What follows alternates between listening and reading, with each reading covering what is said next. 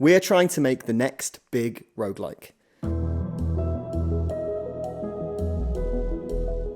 This is Cursed Words, a new roguelike word game that actually isn't a word game at all. It's a word search until it isn't. We're taking inspiration from Balatro, Nubby's Number Factory, Bookworm, Super Auto Pets, Slay the Spire, The Witness, Inscription, and a ton of others. In our game, you write words, and a lot of other stuff that doesn't look like words at all, on a grid to defeat enemies and chase stupidly high scores, buying stickers and stamps that totally change the rules of the game. A lot of devlogs will sell a big dream and then not deliver, petering out at episode 3 when the project becomes overscoped or the magic dies. Well, I promise you we won't be doing that, because we have a little secret. This game is actually already finished. The whole thing was made over the last year. Did we finish working on these mechanics? Yes. Did we come up with cool boss fights? Yes. Did we add in all the secrets and Easter eggs that devs always say they will? Yes, we did. We got published. We've been playtested and people do love it. The review scores are really high. People have put tens of hours into it. It really does have a chance of being the next big roguelike. This series isn't about trying to make a game. It's about how we already did.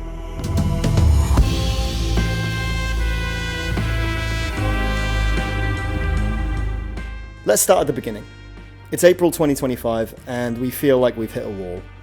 Our last couple of big projects have been experimental and difficult to find funding for.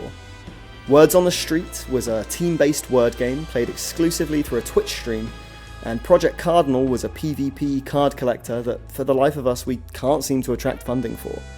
We're looking over the 30+ Game Jam titles we've made over the last 10 years, trying to see if there's anything we can convert into a bigger project, something we can put on Steam and sell to get some money in the studio.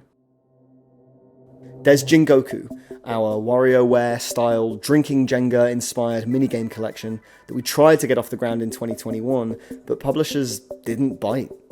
Maybe Unreasonably Fast Food, our Crazy Taxi meets Overcooked food truck async co-op game. That project was a technical nightmare. Maybe Fishy Lake, our Lovecraftian fishing game that, in hindsight, has since been done better by Dredge. As we're scrolling through our itch page, I hear my friend Joel's voice echoing in my head. Really surprised you guys haven't made a roguelike deck builder yet. I don't sound like that. You know, you could have just asked me to record that bit, right? Also, I'm contractually mandated to say wishlist no stone unturned on Steam. Good point, Joel. We know the genre always performs fairly well, and it's most of what everyone in the studio plays. We know we can approach pretty much any indie publisher, if we make one, and having a bigger list of people to approach surely means we've got better odds of being picked up. And we really need to be picked up, because there's about £8 in the company account. Roguelike and deck builder don't exactly limit the design space, though. So we need to start brainstorming. We jumped on a call and ended up with 2 branching paths of where we wanted to go within the genre. Option A, a dice builder based on a project we worked on back in 2024 called Boards of the Multiverse.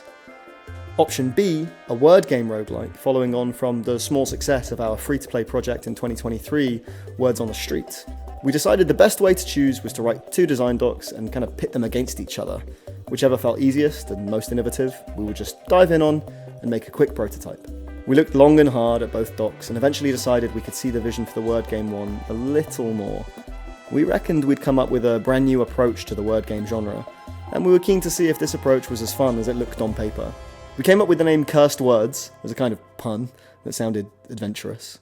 You know, curses, ooh, dungeons, spooky. And with that, we started work on the prototype. I told Jane we could probably do it in a night. Well, we didn't do it in a night. I'm going to lay out some of our design principles. Number 1. It's not about the words. Whilst designing possible items for a word roguelike, we initially focused on existing language features that we could play with in words, such as alliteration, palindromes, word length, vowels, consonants, etc. However, Matt brought up a concern. It's difficult to balance a game around these features since they're innate to language, and there are a fairly limited set that apply to individual words. We still have items in the game that care about these features, but we were able to move away from relying on them as core features in the game by introducing tile colours. We can't easily buff how useful the letter Q is in English, but we can change the number of blue tiles on your board, make red tiles ramp over a round, give void tiles a negative score, and make shiny tiles super powerful. Having these tools in our pocket gave us much more control to design fun builds for players to discover. Number 2. Make players feel clever. One of the things we love about word games is the way they can make you feel clever when you submit a long or obscure word. But for lots of people, getting good at word games isn't always fun or even possible. It comes down to memorising a dictionary. We wanted to detach being good at the game from having a big vocabulary. You should be able to master this game if you're playing in a second language. The skill that you're learning when you play cursed words is how to strategize with items, how to spot powerful synergies, how to manage your economy, how to adapt to specific boss effects or challenges. Knowing lots of words might give you a small advantage in the early game, but the further you go, the less your vocabulary matters. Number 3. Mystery, intrigue, secrets. We also wanted to avoid the soulless, sanitized feel that some word games can have. Our gameplay is mechanics driven, but we wanted the flavour of including a plot and characters. You start by being inducted into a secret society. You can meet and recruit new members, discover secrets, and the game ends with a climactic boss fight and unexpected twists. We wanted that mystery and intrigue. Inscription was a really big inspiration here. We wanted our players to go through a series of epiphanies as they understood more and more about the game. Each new character you unlock comes with their own set of mechanics to puzzle out and master. So the process of playing the game is going through a series of revelations about what's possible. The game changes. You start seeing things differently over time. As one reviewer put it, the game becomes less like writing words and more like charting a course through the grid. Number 4. Narrow down decision space. For games where the player inputs words by combining letters or tiles, there are 2 well-trodden paths. Your game can work like Scrabble or like Boggle. In Scrabble, players have a collection of letters which they can arrange in any order to make a word. The issue with this is that there are so many words. Even a relatively small number of letters can be arranged in so many different ways that it can be a bit overwhelming and can leave players stuck for a long time just trying to find that best word. In Boggle, the letters are already laid out in a grid, and players link adjacent letters to make words. This makes the decision space a lot smaller. I can look at a grid and think, I want to use that Z because it's 10 points. What letters can I link it to? Well, E is the only connecting vowel. Oh look, I can have Zen. We wanted this much smaller decision space of requiring adjacency to avoid players getting stun-locked before they even get to play with any of the fun items. Building lots of our items around hitting specific conditions helps direct player attention even further.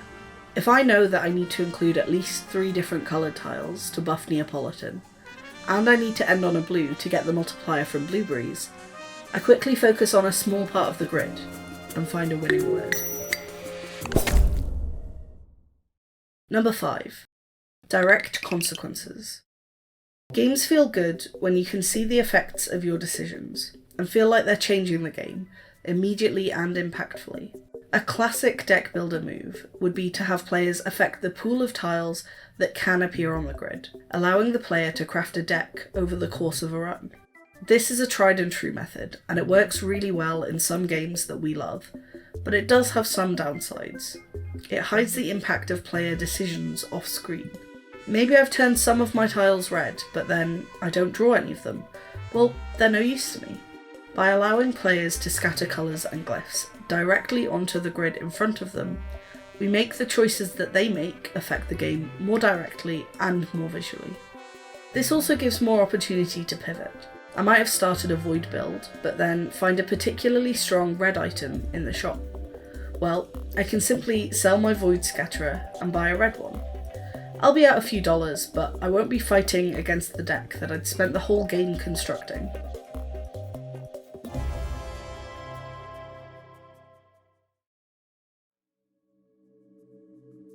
If you've been listening so far, you know Cursed Words is a game about finding words on a grid and buying items to help you out with that. That's the moment-to-moment gameplay, but what's the higher level structure of the game? What makes Cursed Words a roguelike? And which games inspired our structural decisions and game mechanic choices?